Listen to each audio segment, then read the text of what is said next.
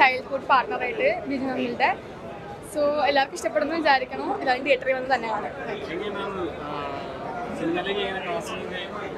അത് ഓഡീഷന് ഞങ്ങൾ പോയിട്ടാണ് കിട്ടിയത്. പിന്നെ ക്യാമ്പൊക്കെ ഉണ്ടായി, അതിനുശേഷം കിട്ടിയത്. ആൻഡ് നല്ലതായിരുന്നു അവരുടെ ഒപ്പം വർക്ക് ചെയ്യാൻ. ഞാൻ ചൈൽഡ്ഹുഡ് ചെയ്തുകൊണ്ട് ബിജു അങ്കിളിനെ ഒന്നും കാണാൻ പറ്റിയില്ല. പക്ഷെ എന്നാൽ ഇപ്പോൾ അനുചേട്ടനെ കാണാൻ പറ്റിയില്ല. സന്തോഷമുണ്ട്. Thank you. അല്ല, ഫസ്റ്റ് മൂവി അല്ല, ഇറങ്ങിയേക്കണ ഫസ്റ്റ് മൂവിയാണ്. അപ്പോൾ എനിക്ക് സ്ക്രീനിൽ കണ്ടപ്പോൾ ഭയങ്കര ഇമോഷണലായി. Thank you. ഹലോ, എന്താ നല്ല പടം, ഞാൻ അഭിനയിച്ചതല്ല. നൈസ്, അത്രയും പറയാനുള്ളൂ. Thank you.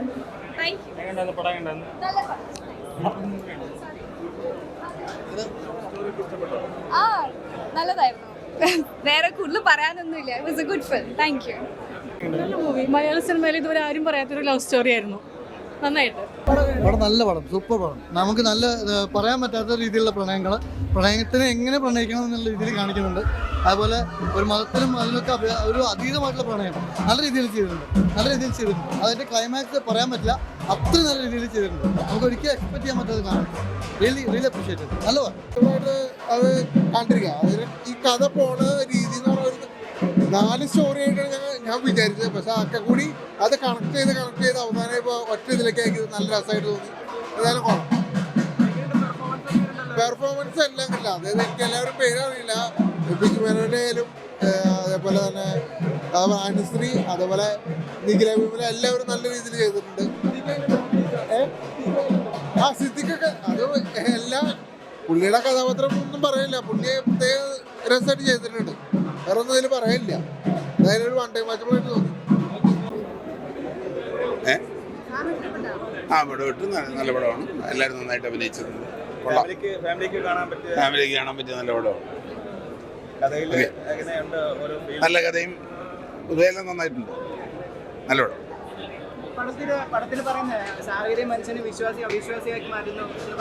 അല്ല, അതൊന്നും നല്ലൊരു സിനിമയാണല്ലോ, അടിപൊളി സിനിമയാണ്.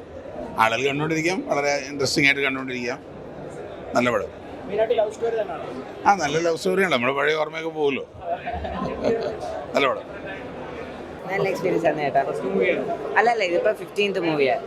മുമ്പേ ARM അജയൻ്റെ 2ാം വർഷം അതിനകത്തുണ്ടായിരുന്നു, ജൂനിയർ അജയനായിട്ട്. നല്ലൊരു എക്സ്പീരിയൻസ് ആയിരുന്നു. എല്ലാവരും പോയി കാണണം, സപ്പോർട്ട് ചെയ്യണം. Thank you. ഓഡീഷനിലൊക്കെ പോയി അങ്ങനെ തന്നെ. അച്ഛനായിരുന്നു ആഗ്രഹം സിനിമയിൽ എത്തണം, അച്ഛൻ അഭിനയിക്കണമെന്നായിരുന്നു. അതിപ്പോൾ എന്നിലൂടെ ഒത്തിരി സന്തോഷമുണ്ട്. എല്ലാവരും പോയി കാണാം. Thank you. നല്ലൊരു സെറ്റായിരുന്നു, പൊളിയായിരുന്നു, നല്ല വൈബായിരുന്നു. എല്ലാവരും നല്ല കമ്പനിയായിരുന്നു, എല്ലാവരും നല്ല കെയറിങ് ആയിരുന്നു. Thank you. അതിൻ്റെയൊക്കെ അപ്പുറത്തേക്കാണ് പ്രണയം എന്ന് അടിയുറച്ച് പറയുന്ന ഒരു സിനിമയാണ്. അതെല്ലാവരും തിയേറ്ററിൽ തന്നെ പോയി കാണാൻ വലിയ സിനിമ. ആരും പ്രതീക്ഷിക്കാതെ നടക്കുന്ന ഒരു സംഭവം.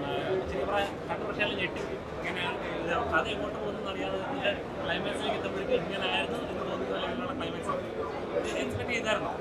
അല്ല, നമ്മൾ സ്ക്രിപ്റ്റിംഗ് സമയത്ത് ഇത് നമുക്കറിയാലോ. പക്ഷേ ഇത് നമ്മൾ വായിച്ചതിനേക്കാൾ എത്രയോ മുകളിലാണ് വിഷ്വലി വന്നപ്പോൾ. ഞാൻ ഇപ്പോഴാണ് നേരത്തെ പറഞ്ഞ പോലെ ഫൈനൽ സിനിമയുടെ ഔട്ട് കാണുന്ന എപ്പോഴും. അപ്പം നമ്മൾ വായിച്ച് നമുക്ക് അറിയുന്നതിനേക്കാൾ ഒരുപാട് മുകളിലാണ് ഇപ്പോൾ നമ്മൾ വിഷ്വലി കണ്ടപ്പോൾ. അപ്പം അത് ഭയങ്കര ഒരു ഇമ്പാക്ട്ഫുള്ളാണ്. വിഷ്ണുവിൻ്റെ ഒരു ഭയങ്കര രസമുള്ള എഴുത്തും മേക്കിങ്ങും അത് ഭയങ്കര ജെല്ലായി. അപ്പം ടുവേർഡ്സ് ക്ലൈമാക്സിൽ ഒരു 10 മിനിറ്റ് നമുക്ക് അയ്യോ എന്ന് പറയുന്ന ഒരു സാധനം അല്ലെങ്കിൽ ഒരു തരിപ്പ് എല്ലാവർക്കും കിട്ടും. അത് സന്തോഷം.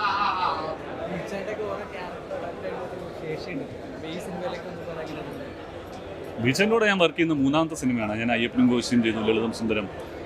ഈ സിനിമ ഭയങ്കര ഈസി ആയിട്ടാണ് ബീച്ചേട്ടൻ ഓരോ ക്യാരക്ടറും എടുക്കുന്നതെന്ന് തോന്നിയിട്ടുണ്ട്. അപ്പോൾ അയ്യപ്പനും കോശിയിൽ മുണ്ടൂർ മോഡലിലേക്ക് മാറിയതിൻ്റെ വേറെ എക്സ്ട്രീം വേറെ ഒരു സാധാരണ ഒരു തിരുവനന്തപുരത്തെ ഒരു പ്യൂണിലേക്ക് ഉള്ള സ്വിച്ചിങ് ഒക്കെ എന്ന് പറഞ്ഞു കഴിഞ്ഞാൽ അത് ഭയങ്കര അത്ര ഈസിയാണ്. എനിക്ക് ഒരു എഫേർട്ടും എടുക്കാണ്ട് ഭയങ്കര രസമായിട്ട്, എന്നാൽ നമ്മളൊക്കെ ഒരുപാട് എഫേർട്ട് എടുത്ത് ചെയ്യുന്ന എഫക്റ്റിലാണ് ബീച്ചേട്ടൻ ചെയ്യുന്നത്. അത് വലിയ സന്തോഷം. അത് എത്രയോ വർഷത്തെ എക്സ്പീരിയൻസും അനുഭവത്തിൻ്റെ ഒക്കെ ഒരു ഗുണമാണ്. അപ്പം അതിനകത്ത് ഞാൻ അഭിപ്രായം പറയുന്ന ആളൊന്നുമില്ല.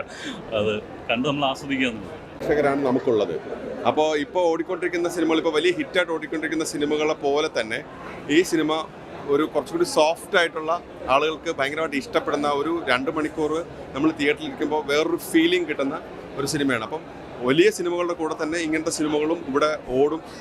അങ്ങനെ സ്വീകരിക്കുന്ന പ്രേക്ഷകരാണ് ഇവിടെ ഉള്ളത് എന്നുള്ളത്. വലിയ ബഡ്ജറ്റിനേക്കാൾ വലിയ ചെയ്ത പടത്തിനേക്കാൾ ഗംഭീരം, അതിഗംഭീരം പടം. ഞാൻ പറഞ്ഞില്ല, ഞങ്ങളല്ല ഇതിൻ്റെ ഭാഗമായി, ഞങ്ങളല്ല ഇതിൻ്റെ അഭിപ്രായം പറഞ്ഞത്, നിങ്ങളാണ്. നിങ്ങൾ പ്രേക്ഷകരോട് ചോദിക്കുക. എന്തായാലും ഈ സിനിമ കണ്ട ആളുകളാരും ഇതൊരു മോശ സിനിമയല്ല, ഇതൊരു ഗംഭീര സിനിമയാണെന്നുള്ള അഭിപ്രായത്തോടെ ഇറങ്ങി പോവുകയുള്ളൂ. ഞാൻ ഈ 2 പടത്തിലും അഭിനയിച്ച ആളാണ്. വിഷ്ണു മോഹൻ്റെ 2 പടവും സൂപ്പറാണ്. പടം കൊള്ളായിരുന്നു, അടിപൊളിയായിരുന്നു.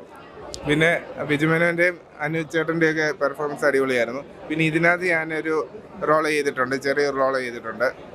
പിന്നെ പടം ഫാമിലിക്കും എല്ലാവർക്കും ഇഷ്ടപ്പെടുന്ന പടമാണ്. ഇതൊരു പ്രണയ മൂവി പോലുള്ള, നമ്മൾ ഒരിക്കലും പ്രേക്ഷകർ എക്സ്പെക്ട് ചെയ്യാത്തൊരു ക്ലൈമാക്സും ട്വിസ്റ്റും ആളുകൾ കാണേണ്ടപ്പോഴാണ്. നമ്മൾ പറയുന്നതിനേക്കാൾ ആൾക്കാർക്ക് ഇന്ന് സൊസൈറ്റിയിലുള്ള കാര്യങ്ങൾ, പല കാലത്തിലുള്ള കാര്യങ്ങൾ കാണിക്കുന്നു.